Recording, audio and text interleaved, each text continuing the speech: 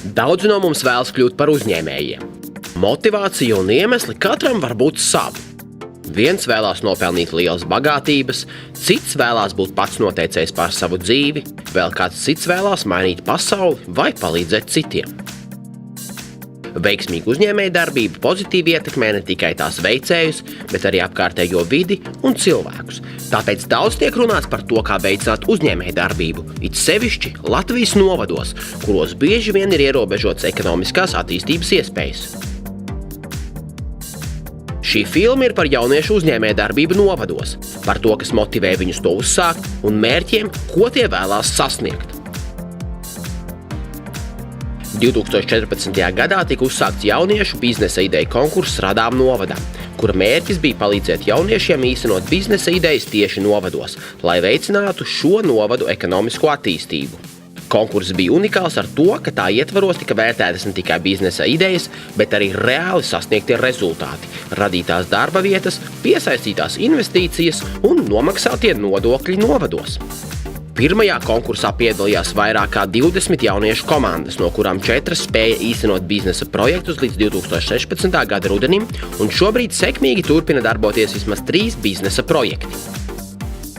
Konkursu atzina par vienu no labākajiem uzņēmējdarbības motivācijas projektiem Eiropā, un tas tika atkārtot uzsākts 2017. gada pavasarī, kad tajā dalību pieteica vairāk kā 200 jauniešu bez iepriekšējās uzņēmējdarbības pieredzes. Vairāk kā 50 komandu ietvaros viņi bija gatavi īstenot savas biznesa idejas aptuveni 30 Latvijas novados.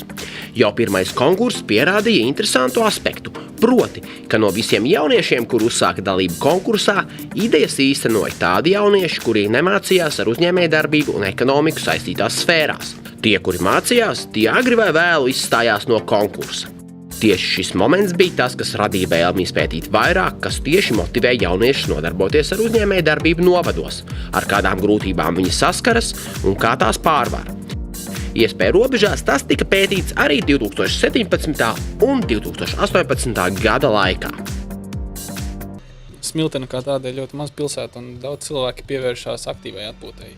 Smiltenē daudz dažādas trases ar riteņiem var izbraukt un veloturismus ļoti attīstīts, tāpēc mēs tādu ideju arī turpinam un gribam cilvēkus pievērst atpūtai pie svaigas dabas. Un tā doma mums ir izveidot brīvdabas trasi, kas būtu gan ar vairāk fiziskām aktivitātēm saistīta, gan jau arī ar prātu un beigās jau ielikt arī tajā visā bišķītiņa arī kaut kāds psiholoģisks pārbaudījums. Mūsu mērķis galvenais ir iedot tādu kā jaunu elpu dzīvei. Mūsu mērķis izveidot dzīves zīmolu, protams, sadarbojoties arī ar aidkopiem, iegūstot no viņiem šo te vilnu, bet pašu dzīves pārstrādi, tātad tas būs kā ārpakalpojums, ko mēs iegūsim tātad no citiem. Principā ideja ir tāda, ka mēs centīsimies palīdzēt senioriem, tā kā attīstīt savus radošās izpausmes, palīdzēsim viņiem ar to nopelnīt un redzēsim, kā aizies tālāk, varbūt arī izglītosim viņus vēl vairāk. Šogad mums ir ļoti paveicies un mums ir 3 aktīvas komandas, kas ir pieteikušās dalībai, ņemot vērā mūsu iepriekšējo pozitīvo pieredzi iepriekšējā Radām novadam konkursa kārtā, tad ceram arī uz šīm 3 idejām. Konkursa Radām novadam ietvaros tika veikta jauniešu aptauja, lai noskaidrotu viņu motivāciju īstenot biznesa idejas novados, viņu pieejamās iespējas un sagaidāmos rezultātus, kā arī grūtības. Līdz 2017. gada rudenim savas atbildes uz jautājumiem bija iesniedzis 81 jaunietis. No tiem pusē nebija nekādas nec darba, nec teorētiskās pieredzes izvēlētajā biznesa idejas īstenošanas sfērā. Trešajai daļai bija teorētiskas zināšanas, bet tikai katram 10. bija praktiskās darbošanās pieredze izvēlētajā sfērā. Jāņem vērā, ka kritērijs dalībai konkursā bija tāds, lai nebūtu ilgāka kā 6 mēnešu pieredze uzņēmējdarbībā. Gandrīz pusē jauniešu nebija pieejams vispār nekāds sākotnējais finansējums, un tikai katram 5. tas bija virs 1000 eiro.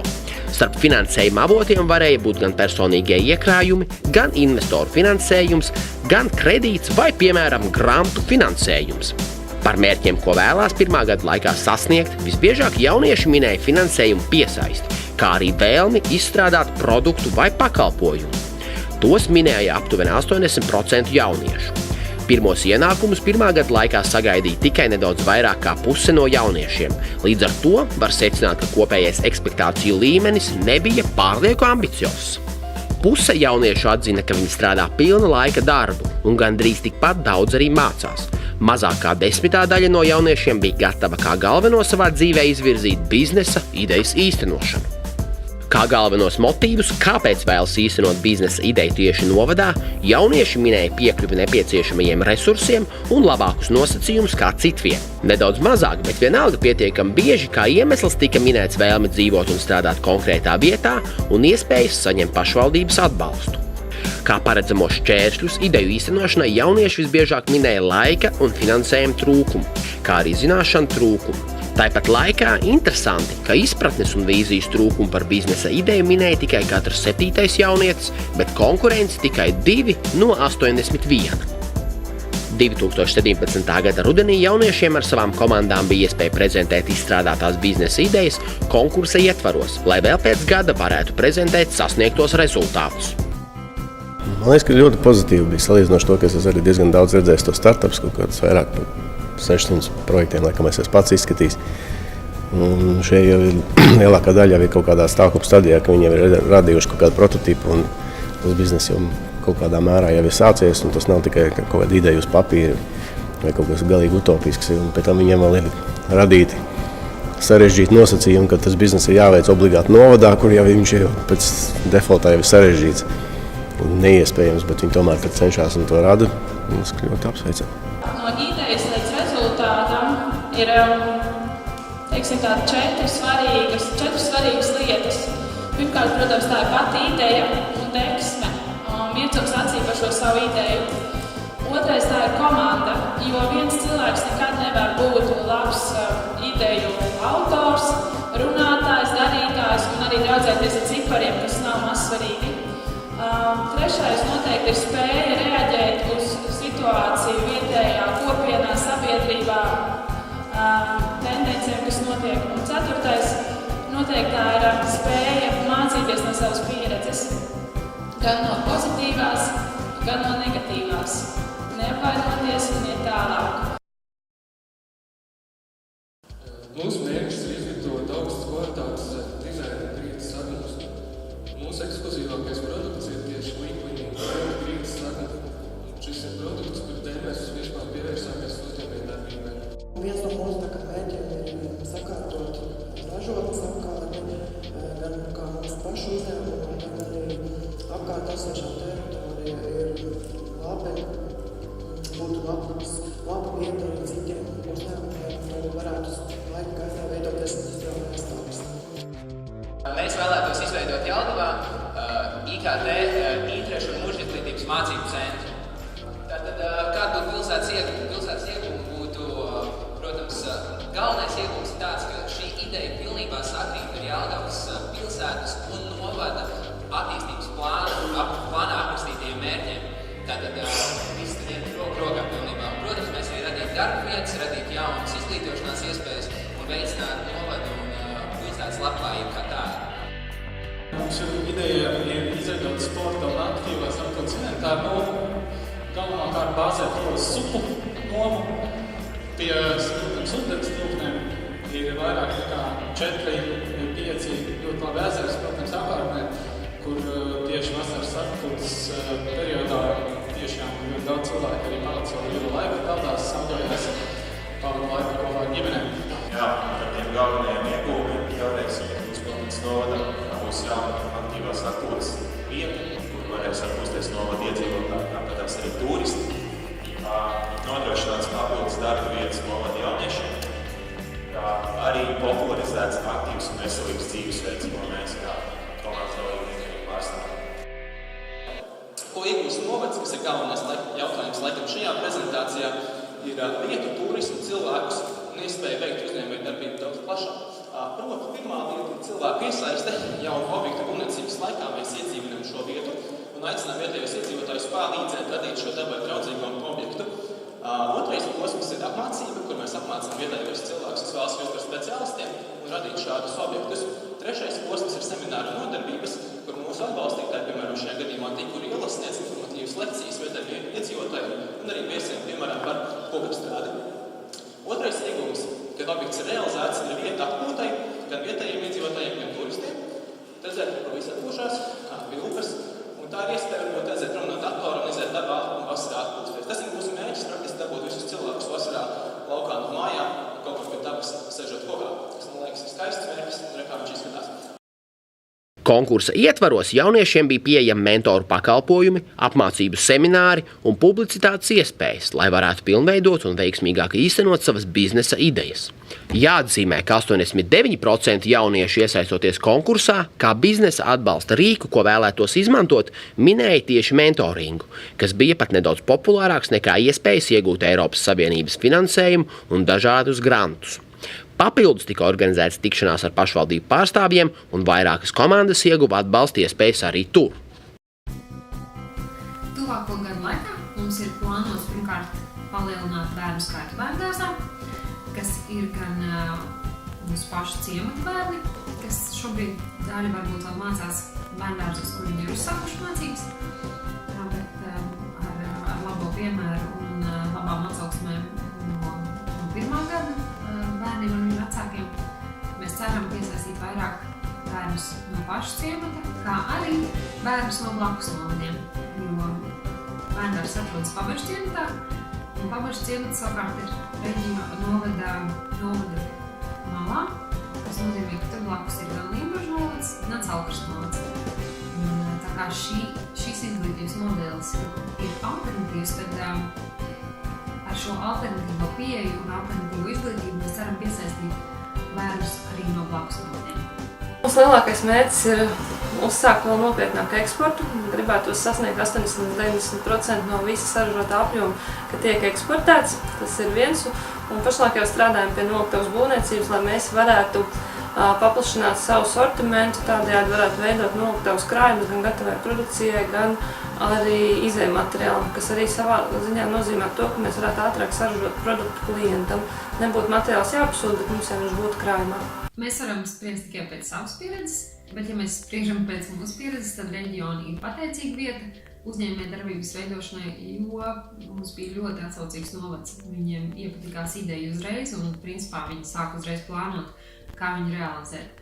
Tā kā es domāju, tieši cilvēku faktors ir galvenais pluss uzņēmējdarbības uzsākšanai novados, jo reģionos cilvēki ir mazāk, līdz ar to var nodibināt draudzīgākas un tuvākas attiecības.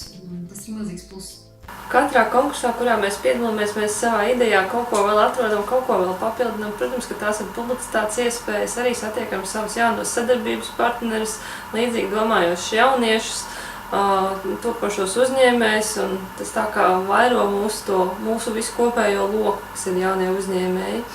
Tieši Radām novadam ietvaros mēs esam sadarbojušies ar 2 mentoriem. Viens bija marketinga jomā, otrs sadarbojoties ar ECI, par ECI tirgošanos.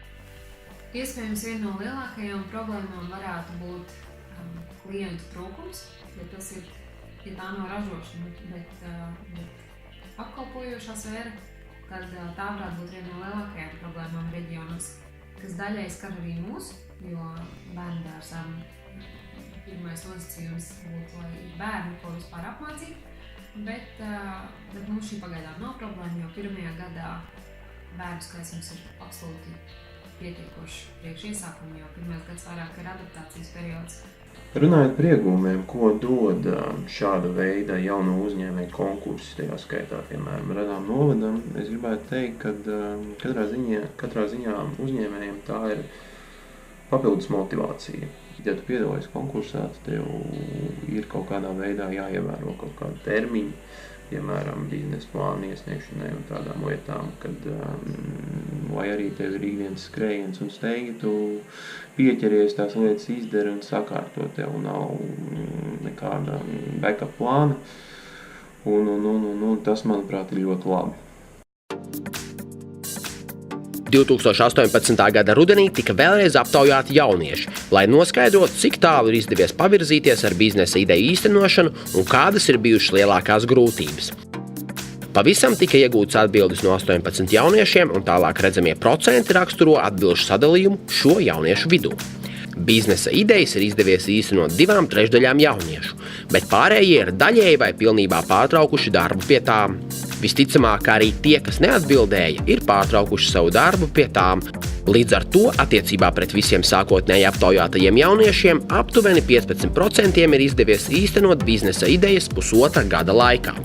No tiem, kuriem izdevies īstenot savas idejas, 4/5 jau gūst pirmos ienākumus un viens jau strādā ar peļņu.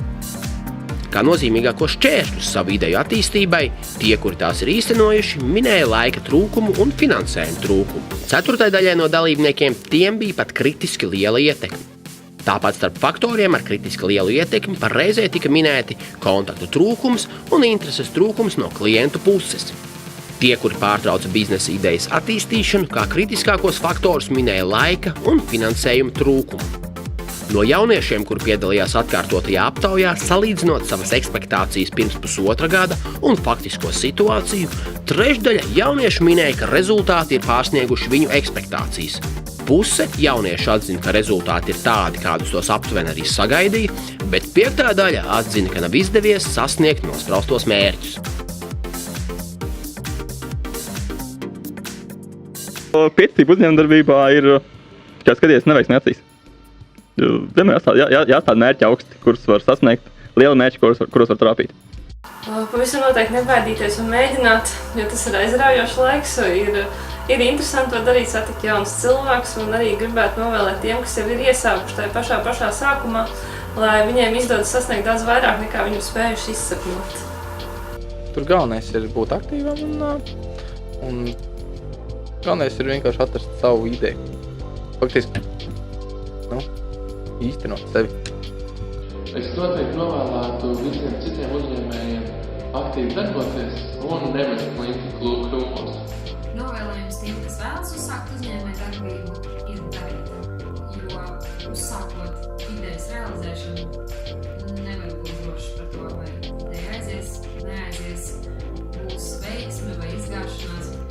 Tā principā nevar būt izgāšanās, jo, ja jūs mēģināt kaut ko darīt, jūs jāsaka soļu priekšā. Tāpēc es aicinātu nenomīties un mēģināt, lai mums sākumā nebija vispār nekādas idejas par to, kā šī ideja varētu aiziet, vai mums vispār aizies. Es neredzēju, kā mēs varam piesaistīt investors, jo šis ir iespējams projekts. Un galu galā, vienkārši darot, popularizējot savu domu un ideju, ļaujoties viņu realizēt, mēs atradām pašvaldību, kas bija gatava šo īstenot. Līdz ar to mums tomēr ir investors. Vienkārši ejiet, dariet, ticiet paši sev, un ja arī neaiziet,